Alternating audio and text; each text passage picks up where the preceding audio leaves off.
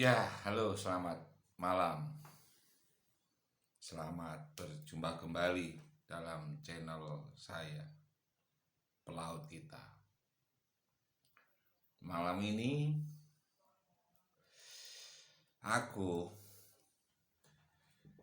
ingin membahas mengenai sebuah tanggung jawab seorang officer di atas kapal tentunya, yaitu ya boleh dibilang penting, sangat penting, bahkan mungkin terserah. Kadang pekerjaan ini atau tanggung jawab ini kadang juga dianggap sepele dan diabaikan. Ya, bagi saya ini tanggung jawab yang sangat penting karena ada hubungannya dengan nyawa seseorang, kehidupan seseorang, terutama pelaut tentunya. Apa itu? Tentang kesehatan, penanganan penyakit, tentang bagaimana caranya kita memberi pertolongan, pengobatan jika ada salah seorang kru kapal atau beberapa sekaligus yang mengalami satu kejadian di mana tubuhnya menderita sakit. Nah, nanti mau sedikit saya uraikan apa saja yang harus dilakukan. Tentunya kawan-kawan pelaut ingat bahwa kita seorang officer memiliki sertifikat tentang medical.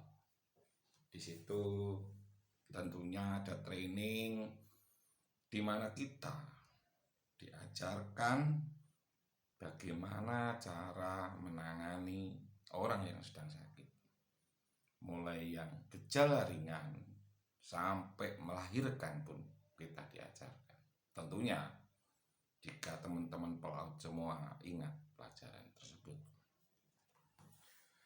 Oke, saya ambil contoh langsung saja. Ada beberapa pengalaman yang pernah aku alami ketika baru saja on board. Pada waktu itu second officer.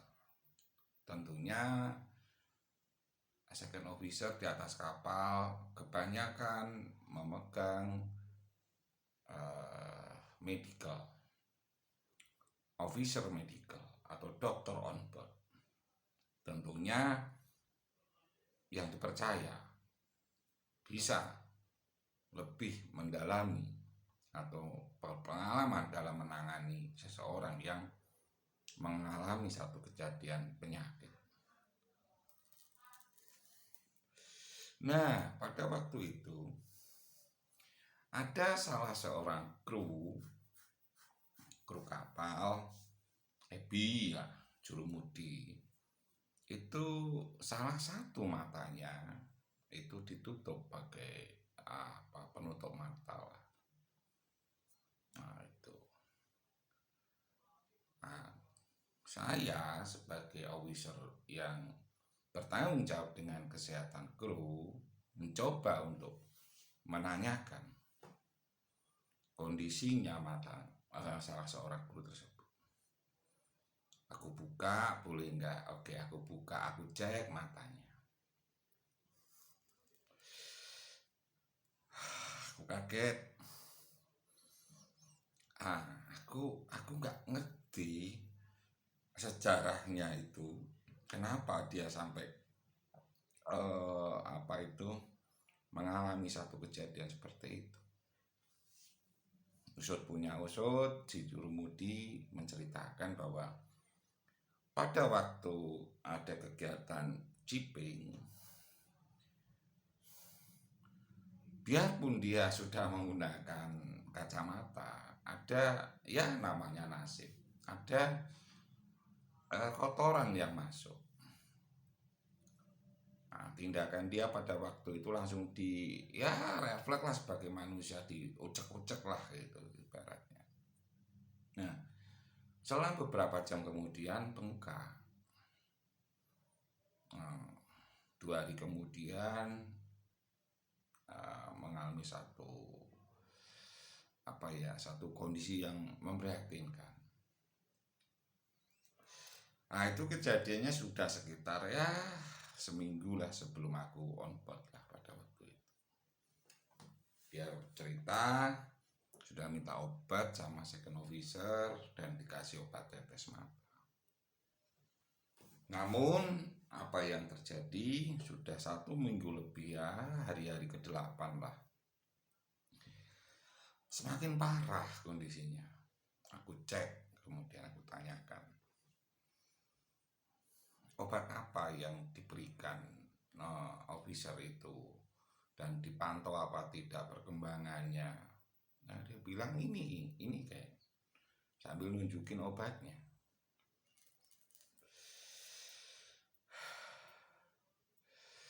Aku terdiam melihat-lihat isinya, mereknya. Wow, aku heran. Aku bilang pelan sama kawanku tadi, Pak, ini obatnya tidak salah, tapi tidak tepat, aku bilang. Ya, sambil gerutu si kawan bilang, pantesan tidak sembuh-sembuh. Kawanku tanya, kenapa nggak tepat? Oke, aku jelasin sedikit. Ada jenis tetes mata yang hanya sifatnya cleaner, Mas Bro. Dia hanya level perawatan, hanya merawat saja, sifat membersihkan, bukan mengobati. Nah, jika kondisi mata si pasien lah kita katakan itu sudah mengalami satu infeksi, sudah memerah, ya tahulah membedakan antara infeksi dan tidak itu pasti orang paham lah. Masa enggak paham, kebangetan lah, terlalu, ya menurut aku terlalu sedikit bodoh lah. Nah, kalau kondisi mata itu sudah mengalami infeksi, ya tentunya obatnya yang sudah mengandung antibakteri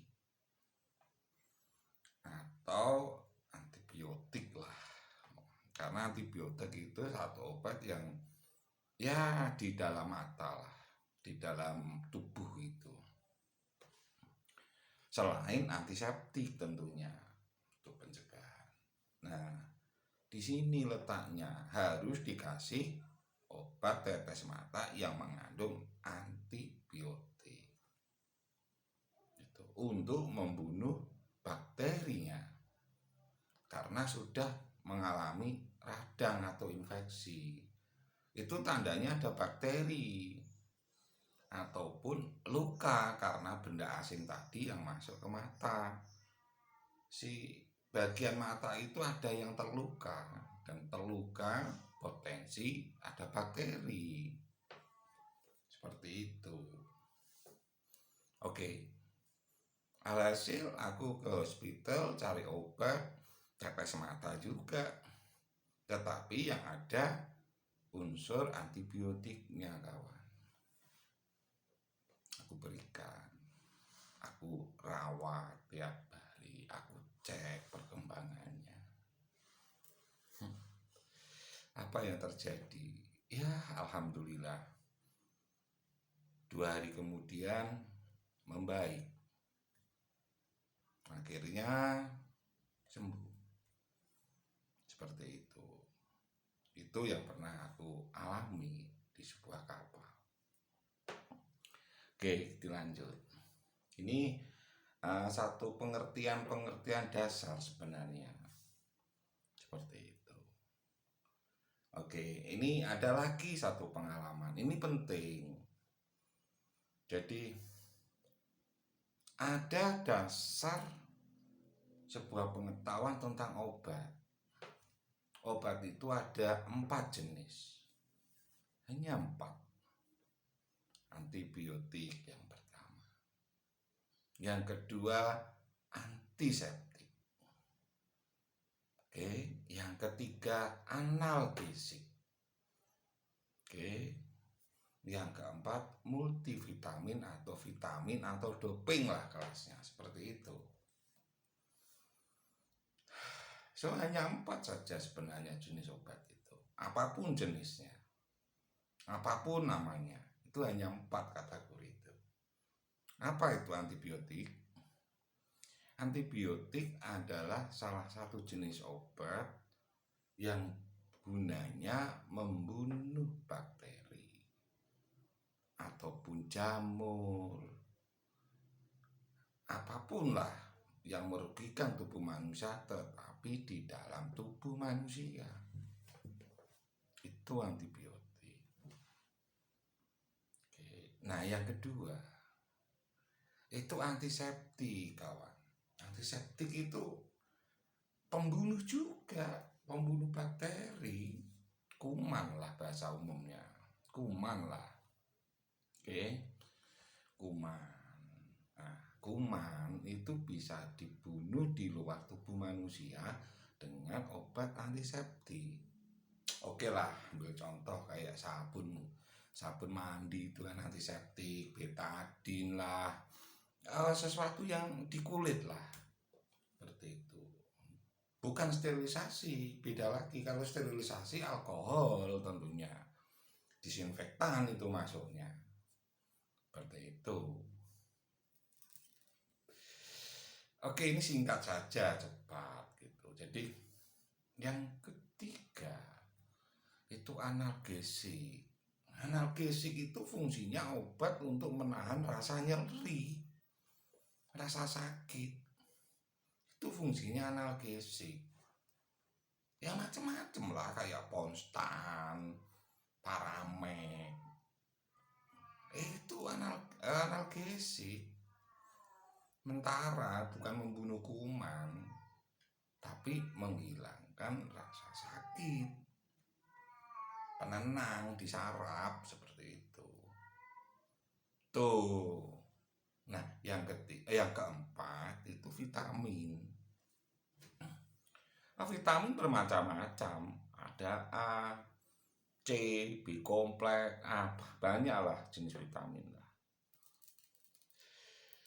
Nah, vitamin itu gunanya memperkuat imun, daya tahan tubuh kita. Nah, ini fungsinya menguatkan kekuatan tubuh kita sehingga virus mati. Karena virus juga ada usianya dalam tubuh kita. Nah, setelah usianya itu dia sudah waktunya mati sendiri virus itu. Nah, seperti inilah corona ini. Kita disarankan minum vitamin itu biar tubuh kita kuat, bisa menahan sampai usia virus corona itu mati sendiri, dan kita selamat, seperti itu. Nah, kebanyakan nggak ngerti kita ini, nggak mempelajari di situ. Di kapal kan ada buku panduannya itu, medical guide itu untuk segala macam jenis penyakit lah. Oke, saya kasih satu lagi pengalaman yang pernah aku alami, dan ini real, kawan. Bagaimana jika teman kita di kapal mengalami satu peristiwa di mana dia keracunan makanan, kawan? Aku pernah ngalami, adalah sekitar 7 orang itu Aduh, udah aku tegur kawan. Kapal waktu itu keluar dari Jepang, Kawasaki lah itu kalau nggak salah, kalau nggak Osaka, lupa ingat aku itu pelabuhannya. Nah di situ Jurumudi naik kapal, nggak tahu jalan-jalan di darat lah, dia bawa ember seperti itu. Naik kapal, dia berburu ternyata kerang hijau kawan. Oke, aku tegur, Pak, orang Jepang itu pinter Pak, kata orang Jepang itu suka seafood Pak. Dia kenapa? Nah kalau ini apa namanya tidak bermasalah, kerang ini pasti diambil sama orang Jepang, dimakan sama mereka. Tapi kenapa kamu ambil? Katamu mudah sekali. Kan ada apa? Harusnya curiga dong kita. Nah ternyata si temanku Jurumudi itu tidak percaya atas apa yang aku sampaikan. Oke terserah, aku tidak mau makan. Nah begitu keluar pelabuhan, 7 orang tumbang kawan. Ada yang 1 jam habis makan tumbang, rata-rata kurang dari 1 jam lah tumbang. Aku teriak, aduh, kapten pun teriak. Aku harus ngatasin sementara kapal sudah di luar outbar. Mas bisa sailing. Oke, aku bertanggung jawab keselamatan mereka. Apa yang aku harus putuskan kawan. Aku baca buku itu, treatment mengatasi orang keracunan makanan, terutama kerang hijau. Nah di situ alhamdulillah kawan, aku selalu cek itu stok obat gitu.